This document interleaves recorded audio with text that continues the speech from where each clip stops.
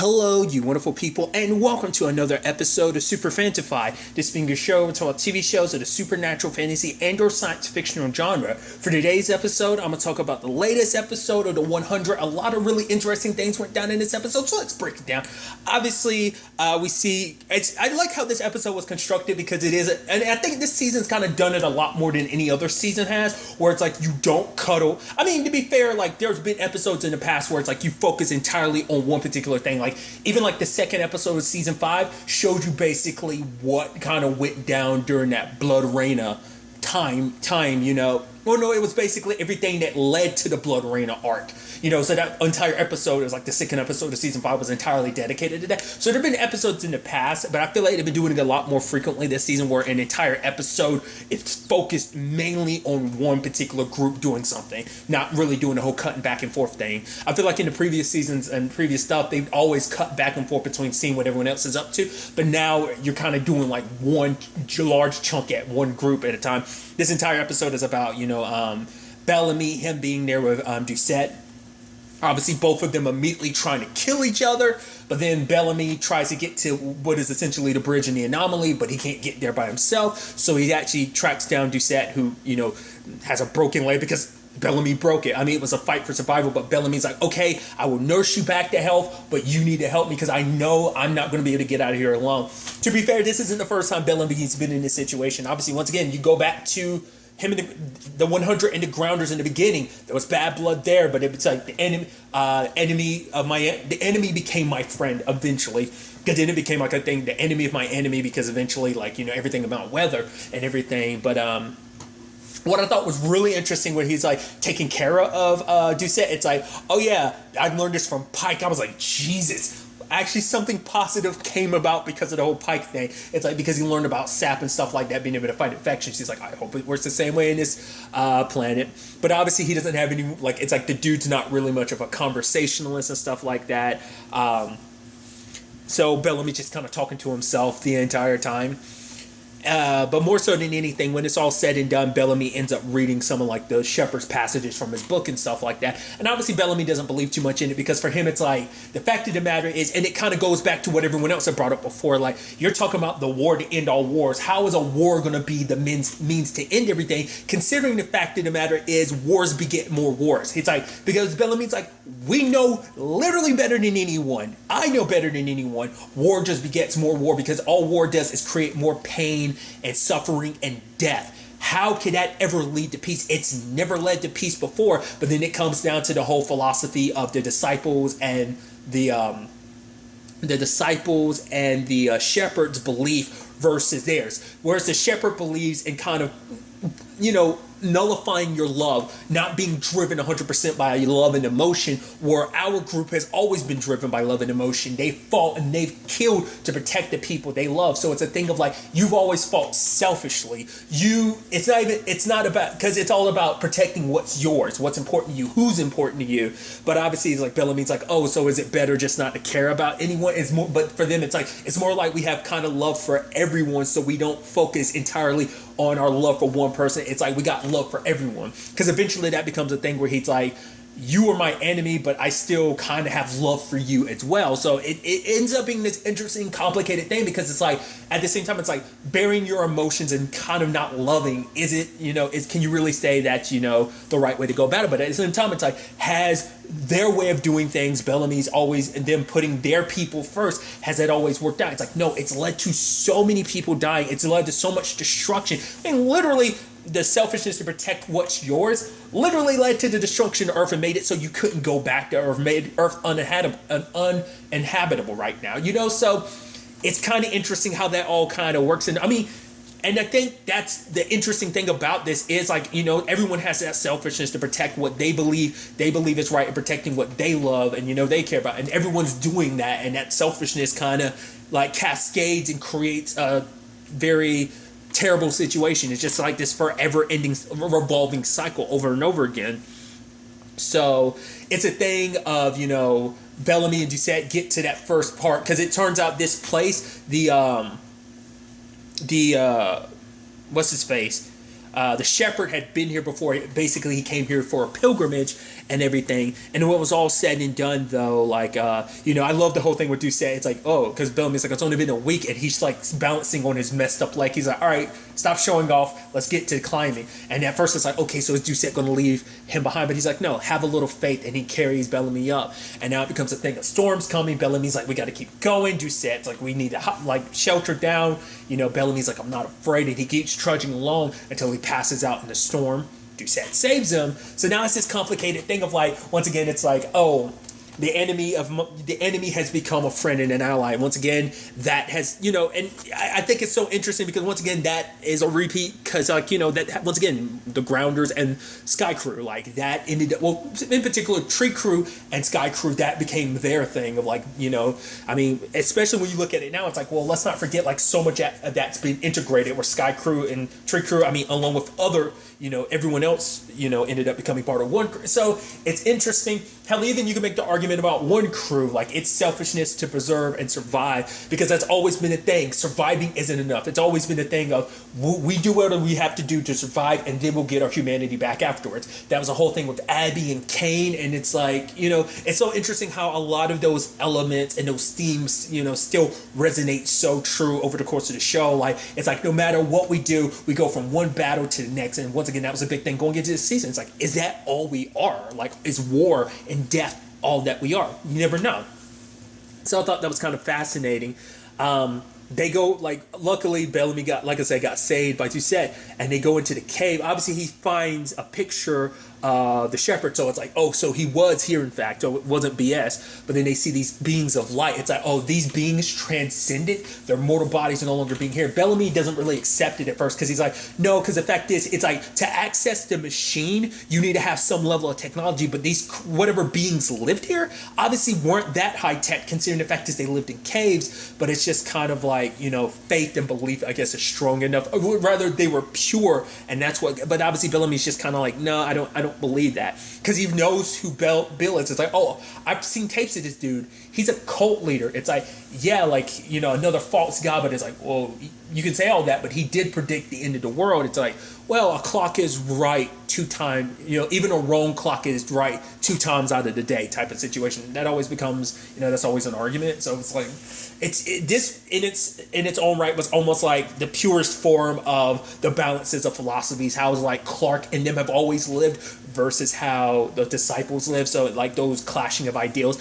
and you see this starting to wear on Bellamy, but he's like, you know what, you stay in there with those things of light, I'm gonna stay on my side of the cave. And we see even more time passes by, and it's like, okay, so what are we gonna, Bellamy starts listening to him. He's like, because like he's saying, telling Bellamy, it's like, really, can you say the way you've been living has really helped you? Because it's still, all that love and everything hasn't filled that void inside of you. There's still an emptiness, like something about you just not quite filled. And all that death and destruction didn't, even with all that love, especially because this love is a byproduct of all this death and destruction, like it hasn't filled that hole in you. So they pray, and then when he's praying, Bellamy goes inside of his own mind. He meets Bill, and then there's all these weapons around him. He's like, I get it, these weapons are supposed to make you feel safe, like you'll feel like, but faith is the strongest weapon of all. And he shows him towards the light, and it's like, okay. And there he finds his mom, and his mom's telling him to go towards the light. So it's just like, but then like, and also Doucette's like, oh, interesting. The moment you pray for the first time, the storm breaks. So it's like, and the moment that started happening, I was like, oh, your boy Bellamy's starting to literally, and it's a very befitting choice of words, sip the Kool-Aid. He's sipping the Kool-Aid right now, and you're like, oh boy. And when it's all said and done, though, they're making the climb, and Doucette's like, no, we should wait in the cave. But he's like, Bellamy's like, no, the days are getting shorter. This might be our only chance. No, this is our only chance. Have a little faith. And it's just like, hearing those words, you're like, haha. At the same time, you're like, oh, he's kind of buying into this. Because once again, what did Jordan bring up last episode? This isn't what they think it is. They think this is a war. It's like, no, we got to send a chosen person to be a representative. If we prove not to be worthy, we get wiped out. But if we prove to be worthy, transcendence potentially, there's still a lot to that. It also comes because the only people who know that is Nyla, Jordan, and Gabriel. I guess that's why he's a little more calm about the situation than everyone else, but we'll get there soon enough. But on the climb there, it's almost seeming like Doucette's like, all right, I wrote the coordinates in your book. Go ahead, cut the rope. It's like, oh, we'll both die. But no, like, Bellamy starts saying the prayer back, and they both say it at the same time, and Bellamy ends up saving. Because I think in this situation, after all that they've been through, they've become like brothers, you know. And once again, this wouldn't be the first time that's happened. So, I mean, considering, you know, what Bellamy went through, like with everyone in space for that 5 or 6 years, so it's like, it's understandable, like, you know, kind of almost seeing that happen again. But it's like, oh, we're in this together. It's like, yeah, you know, and they made it to the top.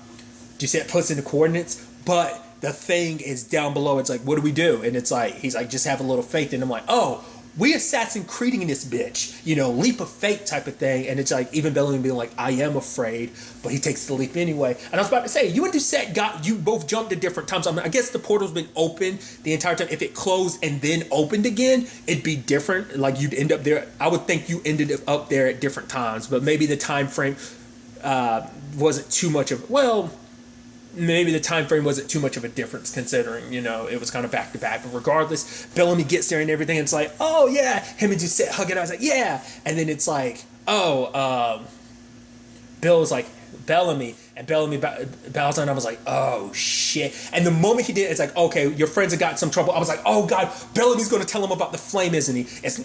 That's why I saw that coming. I was like, no. And they're trying to decide what they're going to do, because the whole conversation came up earlier. It's like, what is the shepherd going to do? Because it's like, are they really going to get away from this scot-free? I mean, they killed disciples and they killed Anders. Like, Anders, like, number 2 in this whole thing, for him to be dead too. But it's like, the end's justified. I mean, because it's like, regardless of that, we still need their cooperation, because we need the flame. We need what's in it. So that's obviously a conversation between all of them, and Clark is like, I'll help them. It's like, the moment you help them and they find out you don't have the flame, they'll kill you. She's like, I don't care as long as you guys are safe. I'll only help them out once you guys are free and safe. But they're like, Echo being like, I'm not going to let you sacrifice yourself after, you know, everything went down last episode, like how far she was willing to go to, you know. But then, like, Bill walks in and it's like, all right. And then Bellamy, and everyone's like, oh shit, Bell, you're alive. What? This is crazy. We thought you were dead. You know, and Octavia being like, you can't keep a Blake down. It's like, to be fair, after everything they've been through, once again, there's a whole thing about Echo and Octavia literally getting stabbed through in the stomach. She bounced back. So it's like, you know, you can't keep the Blakes down for nothing. Hell, even Octavia, everything she's been through, being, you know, on Skyring, and then like Bordeaux and everything. So, but then like Clark hugs him and everything. It's like, they want the flame. They think us to have it. It's all good. It's like, all right, don't tell them the truth. And sorry, my shepherd, the flame is destroyed. Shitty shit. And, you know, so it's like, and they're looking like, Bellamy, what the hell did you just do? So now that's gotten rid of their leverage. It's like, now we have no reason to be alive anymore. But there is once again, I bring it up. Because of all the stuff Maddie's been seeing, she still has remnants of the other, there's some fraction of the flame still there. She's still seeing, so she's still, somewhere in her is there. Not unless we end up going to the Russell thing. Now that'd be interesting, because Russell might, well, I say Russell, I mean, Shade Hader, he might remember everything from there, but I think Maddie's going to be the key to this. She's the actual key. So now that's going to put this whole thing in a complicated thing. Also, that shows you that this is Bellamy and everything, right? So that means the person who got Gaia wasn't Bellamy. Once again, who the hell is that, you know?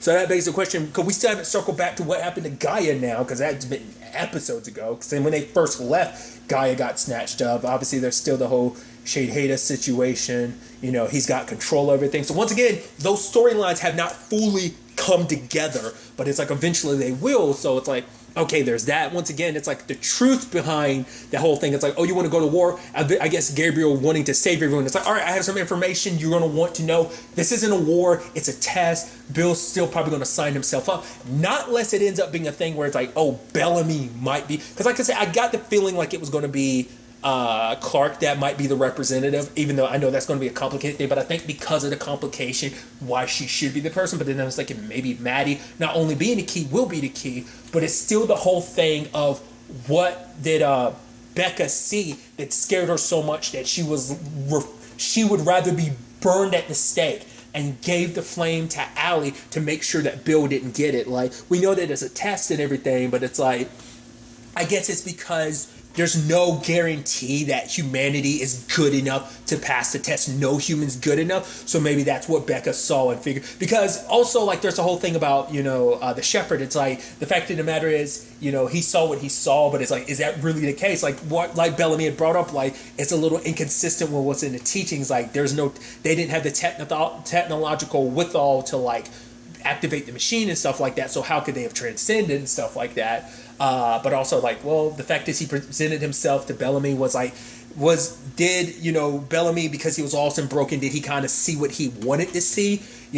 Because he kind of had nothing else to latch onto, because holding out for, like, the friends and family, like, after a long enough time, it kind of breaks you because there's not enough left, like, to hold on to, especially because it's like you're weighed down by that need to get back to them, but also the darkness associated with it. So it's just, but, like, obviously, like, Doucette was kind of finding everything.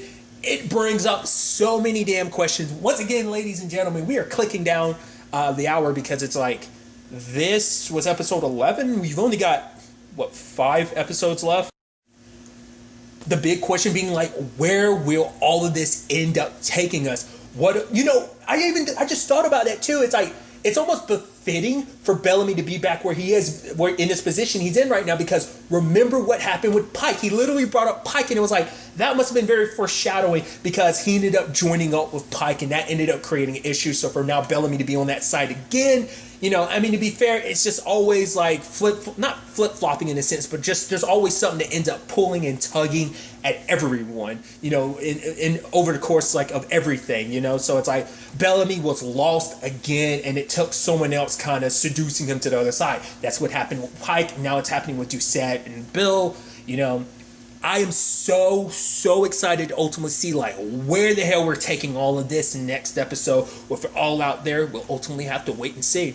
But really, that's something to talk about. Till the next time we meet, be happy, be safe, love life to the fullest, and enjoy it. Good day and goodbye.